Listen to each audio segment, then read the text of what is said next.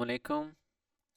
उम्मीद है आप सब लोग खैरियत से होंगे। आज हम स्टार्ट करने लगे हैं example 2.17 determine the output wave form for the network of figure 2.64 and calculate the output DC level and the required peak inverse voltage for each diode. ठीक है, ये चीज़ें हमने कैलकुलेट करनी है। तो सबसे पहले यहाँ पे हमने क्या है देख लेते हैं कि ये है फुल वेव रेक्टिफायर। ठीक है, कि ये वर्क कैसे करता है, इसकी वर्किंग के बारे में पता होना चाहिए। देखें, जब हमारे पास पॉजिटिव साइकिल आएगा, ठीक है, ये जैसा कि यहाँ पे शो किया गया है, तो पॉजिटिव साइकिल के लिए ये देखें ये वाला डायोड ऑफ रहेगा क्योंकि ये क्या बनेगा, रिवर्स बाइस, और ये वाला क्या है, ऑन रहेगा। और ये वाला डायोड ऑन रहेगा, इसके बाद क्या है, करंट यहाँ पे आएगा। इसके बाद ये वाला ऑफ रहेगा और करंट इस रेजिस्टेंस से होता हुआ इस डायोड से गुजरेगा, जैसा कि इस फिगर में दिखाया गया है। ठीक है, तो इस तरह ये साइकिल कंप्लीट होगा और हमारे पास क्या है, पॉजिटिव हाफ साइकिल का रिजल्ट इस तरह कुछ आएगा। और जैसे ही हम नेगेटिव हाफ साइकिल पे आएंगे तो नेगेटिव हाफ साइकिल के लिए भी रिजल्ट उसका पॉजिटिव में ही आएगा आउटपुट, जैसा कि यहाँ पे दिखाई गई है। तो नेगेटिव हाफ साइकिल के लिए क्या होगा, ये जो डायोड दोनों ऑफ हैं, ये वाले दोनों ऑन हो जाएंगे और ये दोनों ऑफ हो जाएंगे, जैसा कि इस फिगर में दिखाया गया है। अब अगर हम इसी फिगर को ट्रांसफॉर्म करें तो ये जैसा कि यहाँ पे एक डायोड है और यहाँ पे भी एक डायोड है और रेजिस्टेंस में से करंट गुजर रहा है, यहाँ पे भी वही सेम है, एक डायोड इधर है, रेजिस्टेंस और एक डायोड है।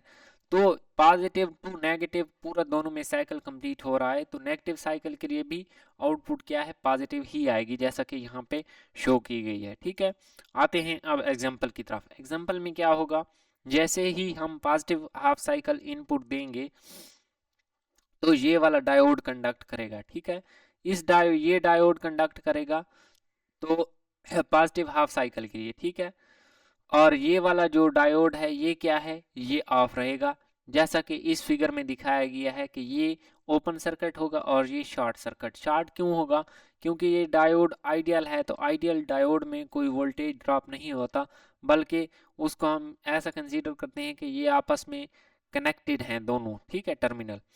अब देखें, इस फिगर को इस तरह ट्रांसफॉर्म किया जा सकता है। वो कैसे, अब देखें, जब करंट यहाँ पे आ जाएगा, ठीक है, तो इसके पास दो रास्ते हैं, एक यहाँ से गुजर कर यहाँ इस पॉइंट पे आकर अगेन उसके साथ मिल जाएगा, और एक है डायरेक्ट इसी रेजिस्टेंस से गुजर कर।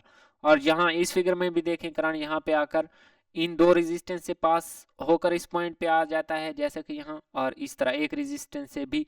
तो ये वाली रेजिस्टेंस इन दो के पैरेलल है। ठीक है, तो अब देखें, रेजिस्टर सेम सेम लगे हुए हैं, 2 किलो ओम के 2 किलो ओम के। ठीक है, यहाँ पे ये सिर्फ पॉजिटिव साइकिल दिखाया गया है, लेकिन हमने क्या है, पूरे साइकिल की बात करनी है। तो अब अगर रेजिस्टर पैरेलल हो तो उसके लिए हमें पता है कि वी नॉट हमारे पास क्या आएगा, इनपुट वोल्टेज का हाफ आएगा। ठीक है, क्योंकि जो हमारे पास है वोल्टेज पैरेलल में क्या है, सेम रहती है, लेकिन यहाँ पे दो रेजिस्टेंस हैं, तो दो की बजाय दो हैं तो एक पे हाफ आएगी और हाफ पे एक आएगी। हमने सिर्फ इसी रेजिस्टेंस के अक्रॉस वोल्टेज ड्रॉप देखना था, तो उसका क्या है, हाफ आएगा। इसी को हम क्या है, ज़रूरी नहीं है कि आप यही फार्मूला यूज़ करें, आप केवीएल अप्लाई करके भी इसको सॉल्व कर सकते हैं। ठीक है, केवीएल क्या कहता है कि इनपुट वोल्टेज यहाँ से स्टार्ट करें, V I minus I R one minus I, यहाँ पे देखें करंट यहाँ पे दो किस्म के होंगे, एक इस यहाँ पे होगा करंट, ठीक है, और एक इस वाले सर्किट से होगा। ठीक, क्योंकि करंट जैसे ही हमारे पास सर्किट पैरेलल बनता है, करंट डिफरेंट डिफरेंट होते हैं, लेकिन हमने वी नॉट इस लाइन के लिए फाइंड करना है, तो हम इसको कंसीडर ही नहीं करते। ठीक है, हम यही करंट, इसको मैं I1 कह देता हूँ, जो यहाँ से यहाँ तक आएगा, ठीक है, I1 करंट है। तो उसके लिए हम सिंपली क्या लिख लेंगे, केवीएल अप्लाई कर देंगे, V I minus V D. ये देखें, ये वाला डायोड है, ठीक है, जो कि यहाँ पे हम लगा सकते हैं, लेकिन क्यों नहीं लगाया, क्योंकि ये वी डी की वैल्यू 0 है आइडियल डायोड के लिए। Minus I one R minus I one R, R मैंने सेम रखा है क्योंकि दोनों की रेजिस्टेंस की वैल्यू जो है वो सेम है। अगर डिफरेंट होती तो मैं इसको R1 और R2 कह देता। और यहाँ पे क्या है, सर्किट हम ग्राउंड पे पहुंचाए हैं तो इक्वल टू 0 हो जाएगा। अब हमने यहाँ से फाइंड क्या करना है, I1 फाइंड करना है। I1 क्यों फाइंड करना है, क्योंकि हमें रेजिस्टेंस पता है, अगर इसमें से बहने वाला करंट पता चल जाए तो हम ये V नॉट ओम्स लॉ से V is equal to IR वाले फार्मूला से फाइंड कर सकते हैं। तो इसके लिए मैं यहाँ से I1 फाइंड करना चाहूंगा। ठीक है, I1 और I1 ये बनेगा 2 माइनस 2I1 इंटू R, और दूसरी साइड पे ये जाकर क्या है, पॉजिटिव बन जाएगा। अब 2R मैंने फाइंड करना है I1, तो I1 को मैं इसी साइड पे रहने दूंगा और 2R को दूसरी साइड पे क्या है, डिवाइड कर दूंगा। अब VD आइडियल डायोड के लिए 0 होगा, VI 10 है, तो यहाँ से वैल्यूज पुट करने के बाद I1 की वैल्यू 2.5 मिली एम्पियर आ जाएगी। ठीक है, अब इस रेजिस्टेंस से बहने वाली, इससे भी यही करंट बहेगा, इससे भी। तो अब हमें करंट फाइंड हो गया है, तो अब अगर हमें करंट फाइंड हो गया है तो हम V naught using Ohm's law find कर सकते हैं। V naught is equal to I1 into R। अब I1 की वैल्यू हमारे पास है 2.5 मिली एम्पेयर एंड ये है 2 किलो ओम। ठीक है, मिली और एम्पेयर आपस में कैंसिल हो जाएंगे। ठीक है, और 2.5 का डबल 5 वोल्ट होता है।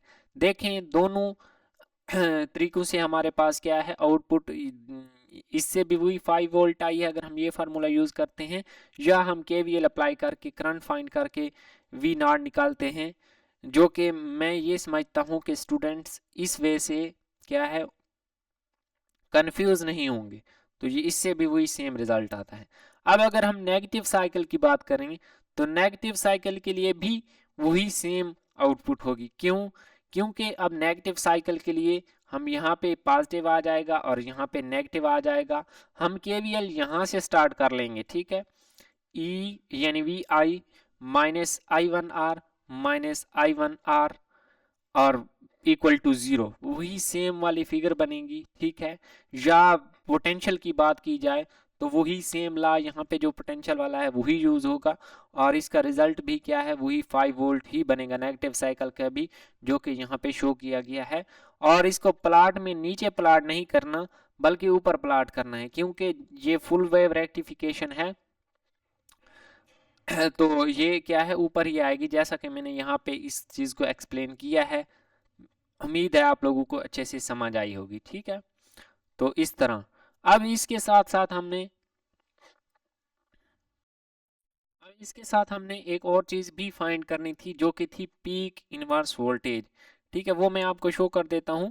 जैसा कि ये हम फुल वेव रेक्टिफिकेशन, जो कि ब्रिज वेव रेक्टिफिकेशन है, क्योंकि ये जो रेजिस्टेंस है ये एक ब्रिज का काम कर रही है। ठीक है, इन दो टर्मिनल्स के दरमियान, ठीक है, इनके दरमियान एक ब्रिज का वर्क कर रही है, तो ये ब्रिज वेव रेक्टिफिकेशन था।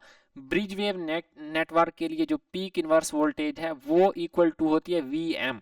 ठीक है, VM क्या है, मैक्सिमम, जो कि यहाँ पे हमारे पास वोल्टेज है क्या है, 5 है, तो इसकी जो हमारे पास पीक इनवर्स वोल्टेज आ जाएगी वो 5 वोल्ट आ जाएगी, जो कि मैंने यहाँ पे लिखी नहीं है, तो आप इसको लिख सकते हैं। ठीक है, लेकिन अगर आपके पास ये सेंटर टेप्ड का केस होगा, सेंटर टेप्ड, ये भी फुल वेव रेक्टिफिकेशन ही है। ठीक है, तो इस केस में जो हमारे पास पीक इनवर्स वोल्टेज है वो VM का डबल होती है। ठीक है, ये बात माइंड में रखनी है।